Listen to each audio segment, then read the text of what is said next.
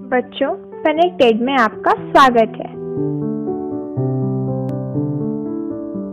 बच्चों, लेखक राहुल सांकृत्यायन ने अपने जीवन में कई यात्राएं की हैं। आज हम उनकी ऐसी ही एक यात्रा से प्राप्त हुए उनके अनुभवों के बारे में पढ़ेंगे। उस वक्त तिब्बत में भारतीयों को जाने की अनुमति नहीं थी, तो लेखक अपने साथी सुमति के साथ भिखमंगे का भेष बनाकर तिब्बत की यात्रा करने गए थे, जहां उन्हें नए अनुभव प्राप्त हुए तथा तिब्बत को करीब से जानने का मौका मिला। चलिए बच्चे, शुरू करते हैं ये कहानी और लेखक के साथ इस यात्रा में शामिल होते हैं। इस कहानी की शुरुआत लेखक और उनके साथी सुमति के तिब्बत यात्रा से होती है। तब तिब्बत जाने का एक ही रास्ता था जो नेपाल से होकर गुजरता था। ये व्यवहार ही नहीं, सैनिक रास्ता भी था। रास्ते में जगह जगह फौजी चौकियां और किले बने हुए थे जो अब बिना सैनिकों के काफी जर्जर हो चुके थे। कुछ किले दुरुस्त हैं क्योंकि वहां किसानों ने बसेरा बना लिया था। ऐसी ही एक जगह लेखक अपने साथी के साथ चाय पीने रुके। तिब्बत में यात्रियों के लिए तकलीफों के साथ कुछ आराम भी है। वहां जाति पाति छुआछूत जैसा कुछ नहीं था। उल्टा भिखमंगों को छोड़कर अपरिचित व्यक्ति भी सीधा घर में घुसकर घर की बहू या सास से चाय बनवा सकते थे। लेखक एक परित्यक्त चीनी किले में गए और अपने झोले से चाय निकाल कर दी और उन्हें उस घर की महिला ने वह चाय पकाकर दे दी। अब आगे क्या होगा देखते हैं।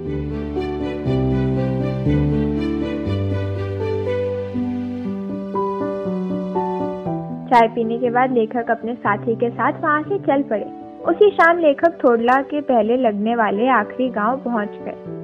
यहाँ वह समिति से जान पहचान के व्यक्ति के यहाँ रुके, इसलिए भिखमंगे का भेष होते हुए भी ठहरने के लिए अच्छी जगह मिली। इस गांव के लोग शाम होते ही क्षण पीकर होशो हवास खो बैठते हैं, क्योंकि 5 साल बाद जब लेखक इसी रास्ते से लौटे थे तब वह भिखमंगे नहीं बल्कि एक भव्य यात्री के रूप में लौटे थे। लेकिन शाम के वक्त उन्हें विश्राम के लिए अच्छी जगह नहीं मिली। उन्हें गाँव की सबसे गरीब झोपड़ी में रुकना पड़ा था।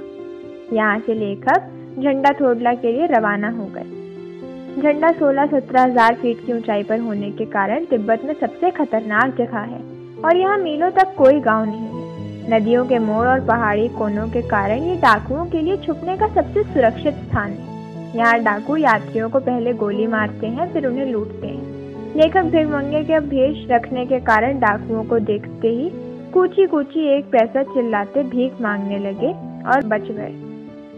लेकिन आगे की चढ़ाई काफी ऊंची होने के कारण लेखक ने सुमति को 2 घोड़ों का बंदोबस्त करने कहा, ताकि उन पर सामान भी रख लेंगे और आगे चल लेंगे। अब आगे क्या होता है देखते हैं। अगले दिन लेखक अपने साथी के साथ घोड़े पर सवार ऊपर की ओर चल दिए। ऊपर पहुंचकर लेखक ने देखा कि वह समुद्र तल से करीब 17-18 हजार फीट ऊंचे खड़े हैं और उनके चारों तरफ सुंदर दृश्य हैं। दक्षिण की तरफ बर्फ से सजे शिखर थे, जो दूसरी तरफ रेतीले सूखे पहाड़ और उत्तर की तरफ हरियाली ही हरियाली थी। उसी स्थान पर झंडा के देवता का स्थान था। उस जगह को पत्थरों, जानवरों की सीमाओं पर रंग बिरंगे कपड़ों से सजाया गया था। यहाँ से आगे का रास्ता उतारी का था, जो चढ़ाई के विपरीत काफी आसान था। लेखक और सुमति के साथ कुछ और यात्री थे। सब आगे बढ़ गए, लेकिन लेखक पीछे रह गए क्योंकि उनका घोड़ा थक गया था। घोड़े की सुस्ती के कारण लेखक काफी पीछे रह गए। आगे चलकर रास्ता 2 हिस्सों में फूट रहा होता है, तो लेखक ने बायां रास्ता ले लिया और 1 मील चलने के बाद एक घर में पूछने पर पता चला कि लड़कोर का रास्ता दाहिने वाला था। लेखक को गंतव्य स्थान पर पहुंचते पहुंचते संध्या हो गई, जहां सुमति उनका पहले से इंतजार कर रहे थे। लेखक को देख सुमति काफी क्रोधित हुए और कहा कि मैंने 2 डोकरी भर करें फू डाली, 3 बार चाय को गर्म किया। लेखक ने विनम्रता से अपनी आप बीती सुनाई, तो सुमति का गुस्सा शांत हो गया। लड़कोर में भी सुमति के साथ वह एक अच्छी जगह ठहरे थे। उन्होंने पहले चाय सत्तू खाया और फिर रात को गर्मा गर्म थुक्पा पिया। अब आगे क्या होगा देखते हैं। अगले दिन लेखक और सुमति अपने सफर पर आगे बढ़ गए। वह पहाड़ों से घिरे टापू जैसे तिडरी के विशाल मैदान को पार करके पास के गांव में पहुंचे, जहां सुमति के पहचान के लोग थे। सुमति रास्ते भर अपने यजमानों को कपड़े की पतली पतली चीरी बत्तियों के गंडे भेंट दिया करते थे। तिब्बत में इसे बड़ा शुभ माना जाता है। सुमति यहाँ भी अपने यजमानों को गंडे भेंट करते हैं। अगले दिन सुबह लेखक और उनके साथी को निकलने में देर हो जाती है। तिब्बत में भी धूप बड़ी कड़ी होती है। लेखक को सुबह 10-11 बजे भी कड़ी धूप का सामना करना पड़ता है। लेखक सामान कंधे पर रख दोपहर की धूप में चले जा रहे हैं। उनका ललाट धूप में जल रहा है, फिर भी वह कंधे पर सामान, हाथ में डंडा लिए चले जा रहे हैं। सुमति उन्हें आदमी का बहाना कर शेखर विहार में ले गए। शेखर विहार काफी हरा भरा था, जहाँ खेती अधिक थी। तिब्बत में जमीन वहाँ के छोटे बड़े जागीरदारों में बटी हुई है, जिनकी जमीन का एक मोटा हिस्सा मठों के हाथ में होता है। हर जागीरदार कुछ खेती खुद भी करते हैं, जिसके लिए मजदूर और इंतजाम के लिए भिक्षु होते हैं। शेखर की खेती के मुखिया भिक्षु नमसे बड़े भद्र पुरुष थे। लेखक उनके साथ एक मंदिर में जाते हैं, जहाँ कंजूर की हस्तलिखित 103 पोथियां थी। वह बड़े मोटे कागज पर अच्छे से लिखी हुई थी। एक एक का वजन 15-15 सेर से कम नहीं होगा। लेखक उन्हें देख उत्सुक हो उन्हें पढ़ने बैठ जाते हैं और सुमति आसपास अपने यजमानों से भेंट करने चले जाते हैं। सुमति अपने यजमानों से भेंट कर दोपहर तक लौट आते हैं। पिडरी गांव वहां से अधिक दूर नहीं था, इसलिए दोनों अपना सामान उठाकर भिक्षु नमसे से विदा लेकर अपने सफर पर चल पड़ते हैं।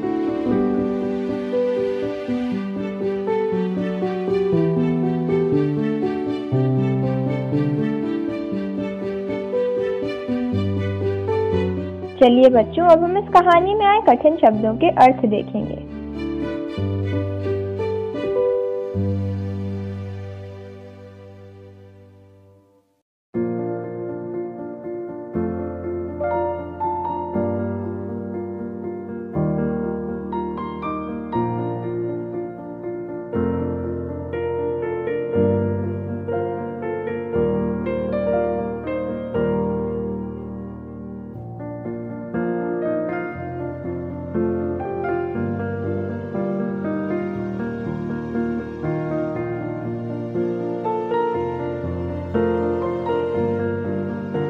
निम्नलिखित प्रश्नों के उत्तर लिखिए।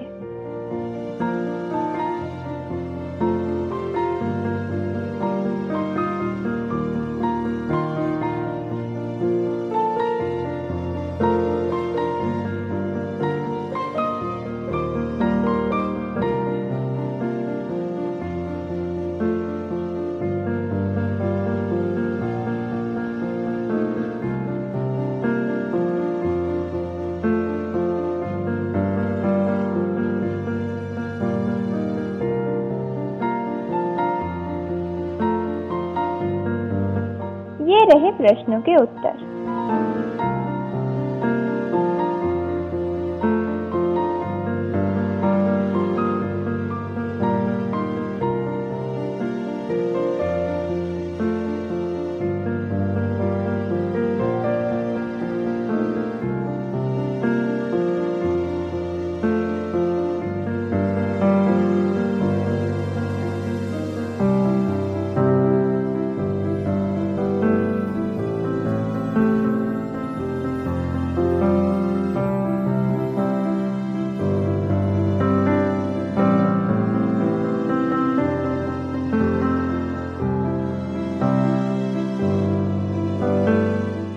तो बच्चों, हमारा आज का पाठ यहीं पर खत्म होता है। आशा है कि आपको मजा आया होगा। फिर दोबारा आएंगे एक नए पाठ के साथ। धन्यवाद।